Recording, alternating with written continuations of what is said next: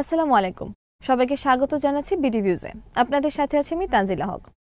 ফিলিস্তিনি কর্তৃপক্ষ বা পিএ যুক্তরাষ্ট্রকে বলেছে গাজার ক্ষমতা পাওয়ার জন্য যদি হামাসের সাথে সংঘাতে যেতে হয় সেজন্য তারা প্রস্তুত। মার্কিন প্রেসিডেন্ট ডোনাল্ড ট্রাম্পের মধ্যপ্রাচ্য বিষয়ক দূত স্টিভ উইটকফের কাছে তারা এই প্রস্তাব দিয়েছে বলে জানিয়েছে মিডল ইস্ট আই। ফিলিস্তিনি একটি সূত্র জানিয়েছে সৌদি আরবের রাজধানী রিয়াদে অনুষ্ঠিত এক বৈঠকে উইটকফের কাছে এই প্রস্তাব দেন সিনিয়র ফিলিস্তিনি কর্মকর্তা হুসাইন আল শেখ। প্রবীণ নেতা মাহমুদ আব্বাসের পরে হুসাইন আল শেখ ফিলিস্তিনি প্রেসিডেন্টের দায়িত্ব পেতে পারেন বলে ধারণা করা হয়। মিডল ইস্ট আই অবলম্বনে বিস্তারিত থাকছে হায়দার সাইফের প্রতিবেদনে।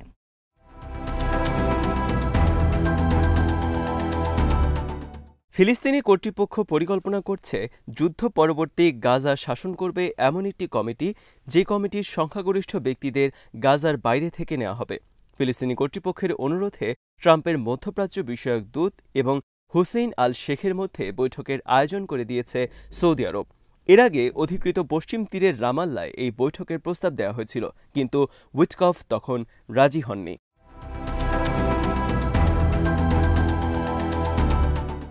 রিয়াদের বৈঠকের পর উইটকফ ইসরায়েলে যান এবং সেখানে প্রধানমন্ত্রী বেনিয়ামিন নেতানিয়াহুর সাথে বৈঠক করেন।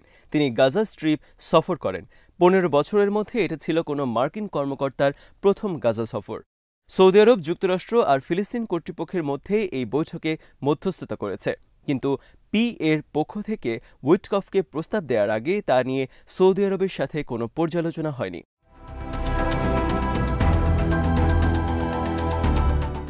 ফিলিস্তিনি প্রেসিডেন্ট মাহমুদ আব্বাসের দীর্ঘদিনের উপদেষ্টাদের একজন হলেন জাইদ আবু আমর। গাজা স্ট্রিপের ডি ফ্যাক্টো শাসক হতে যাচ্ছেন তিনি। গাজা শাসনের জন্য যে কমিটির প্রস্তাব দেওয়া হয়েছে সেই কমিটির প্রধান তিনি। তাকে ফিলিস্তিনি প্রধানমন্ত্রী মোহাম্মদ মোস্তফা ডেপুটি নিয়োগ দেওয়া হবে, তবে তাকে নতুন করে অনেক ক্ষমতা দেওয়া হবে বলেও জানা গেছে।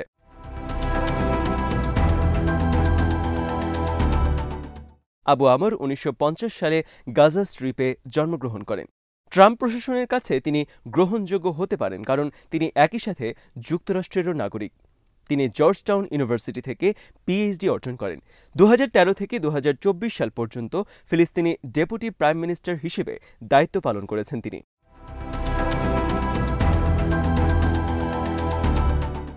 গাজায় ফিলিস্তিনি কর্তৃপক্ষের কর্তৃত্ব প্রতিষ্ঠার জন্য আবু আমর অনেকদিন ধরেই সক্রিয় রয়েছেন। ২০১৪ সালের যুদ্ধের পর অবরুদ্ধ গাজা পুনর্নির্মাণের জন্য যখন অর্থায়নের প্রশ্ন উঠেছিল তখন এর বিরোধিতা করেছিলেন তিনি।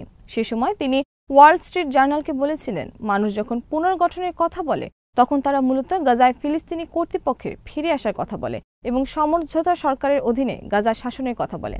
আমি মনে করি না যে অন্য কোনো উপায়ে গাজার পুনর্গঠন সম্ভব।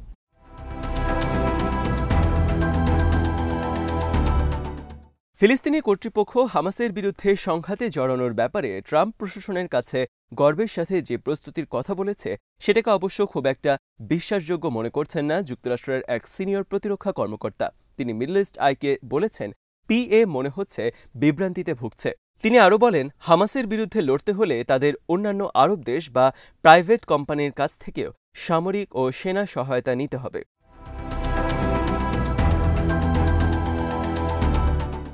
ফিলিস্তিনি কর্তৃপক্ষের মধ্যে সবচেয়ে শক্তিশালী অবস্থানে রয়েছে সেকুলার ফিলিস্তিনি দল ফাতাহ। ২০০৬ সালে ফিলিস্তিনি আইনসভা নির্বাচনে জিতে ক্ষমতায় যায় ইসলামপন্থী হামাস, কিন্তু ফাতাহ সেটা মানতে পারেনি। ২০০৭ সালে দুই পক্ষের মধ্যে সংঘর্ষ বাধে। শেষ পর্যন্ত হামাস গাজায় তাদের ক্ষমতা সংহত করে এবং ফাতাহ অধিকৃত পশ্চিম তীরের ক্ষমতা গ্রহণ করে। দুই পক্ষের মধ্যে সমঝোতার চেষ্টা ব্যর্থ হয়।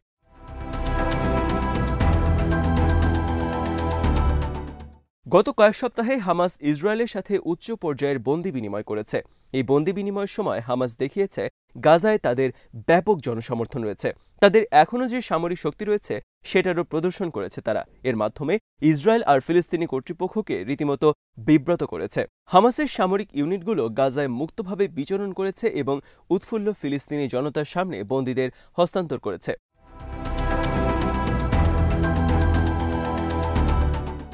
ইসরায়েল ঘোষণা দিয়েছিল তাদের যুদ্ধের লক্ষ্য হল হামাসকে নির্মূল করা।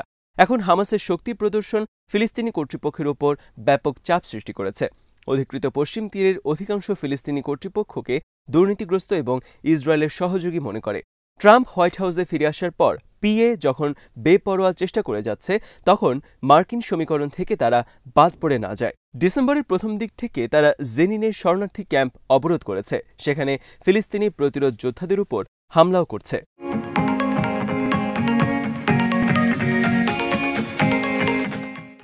ইন্টারন্যাশনাল ক্রাইসিস গ্রুপের ফিলিস্তিন বিষয়ক সিনিয়র বিশ্লেষক তাহানি মুস্তাফা তাদের এই হামলাকে আত্মঘাতী মিশন আখ্যা দিয়েছেন।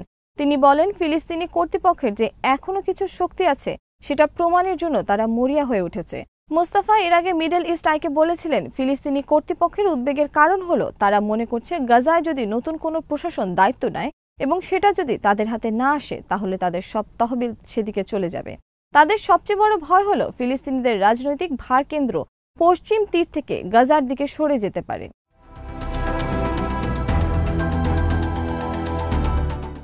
যুদ্ধ পরবর্তী গাজার শাসন ব্যবস্থা নিয়ে বাইডেন প্রশাসন যে পরিকল্পনা করেছিলেন তার কেন্দ্রে ছিল রামাল্লার প্রবীণ যুবথবু সব নেতারা, কিন্তু ট্রাম্প ক্ষমতায় আসার পর ফিলিস্তিনি কর্তৃপক্ষের নামও সেভাবে নেননি। সত্যি হলো, গাজা নিয়ে সরাসরি তেমন কোনো আগ্রহ দেখাননি তিনি। গাজাকে আক্ষরিক অর্থেই একটা ধ্বংসস্তূপ হিসেবে দেখছেন ডোনাল্ড ট্রাম্প।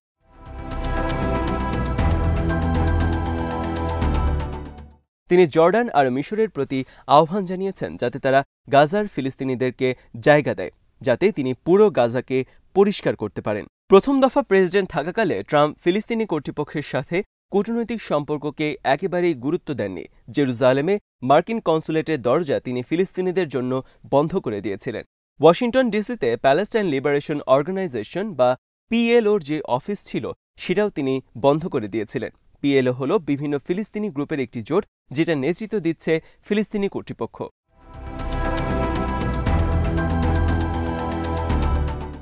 ট্রাম্পের জামাতা এবং উপদেষ্টা জ্যারেড কুশনার ফিলিস্তিনি কর্তৃপক্ষকে খুবই অপছন্দ করেন এবং তাদের সাথে মার্কিন সব ধরনের সহযোগিতা বন্ধের চেষ্টা করেছিলেন তিনি। সে সূত্রে ট্রাম্প ফিলিস্তিনি কর্তৃপক্ষকে দেয়া সহায়তা বাতিল করেছিলেন। 2024 সালে মার্চে কুশনার ফিলিস্তিনিদের জন্য একটি প্রস্তাব দেন, আর সেটি হল গাজা স্ট্রিপ থেকে ফিলিস্তিনিদের জোর করে সরিয়ে দেওয়া হোক।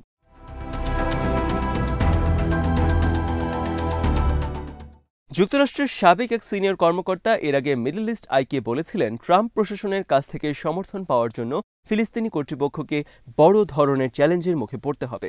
উপসাগরীয় অঞ্চলের আরব দেশগুলোর মধ্যে এর অন্যতম প্রধান সমালোচক হল সংযুক্ত আরব আমিরাত। আমিরাতের নেতারা বলছেন, আব্বাসকে বাদ দিয়ে ফিলিস্তিনি কর্তৃপক্ষ যদি নিজেদেরকে পুনর্গঠিত করে তাহলে গাজায় শান্তিরক্ষী পাঠাতে তারা রাজি আছেন। মিশরের এক কর্মকর্তা মিডল ইস্ট আইকে জানান, আমিরাতের এই প্রস্তাবে মাহমুদ আব্বাস চরম ক্ষুব্ধ হয়েছেন।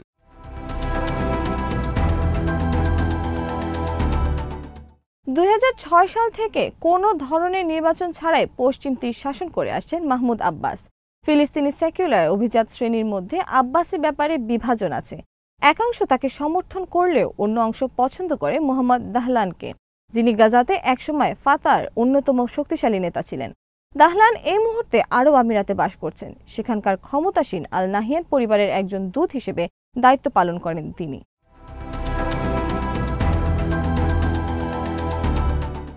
দাহলানকে একসময় ফাতাহ থেকে বহিষ্কার করা হয়েছিল, যদিও গাজা ও অধিকৃত পশ্চিম তীরে ফাতাহ ডেমোক্রেটিক রিফর্ম ব্লকের সমর্থন এখনও তার পক্ষে রয়েছে।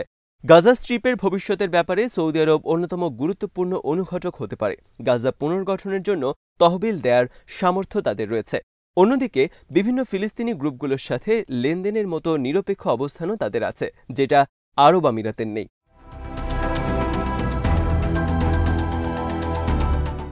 আরব বসন্তের সময় আরব আমিরাত আর বাহরাইনের সাথে সাথে সৌদি আরবও হামাসের বিরুদ্ধে ছিল, কিন্তু পরবর্তীতে অবস্থান বদলেছে রিয়াদের। সৌদি আরবের ক্রাউন প্রিন্স মোহাম্মদ বিন সালমান প্রকাশ্যেই ঘোষণা দিয়েছেন, ইসরায়েল গাজায় গণহত্যা চালিয়েছে। অন্যদিকে আরব আমিরাতের পররাষ্ট্রমন্ত্রী প্রকাশ্যে ইসরায়েলের পররাষ্ট্রমন্ত্রীকে স্বাগত জানিয়েছেন। 2023 সালের 7 অক্টোবরের আগে হামাস নেতা ইসমাইল হানিয়া রিয়াদ সফর করেছিলেন। 2024 সালের জুলাই মাসে ইসরায়েল তাকে হত্যা করে।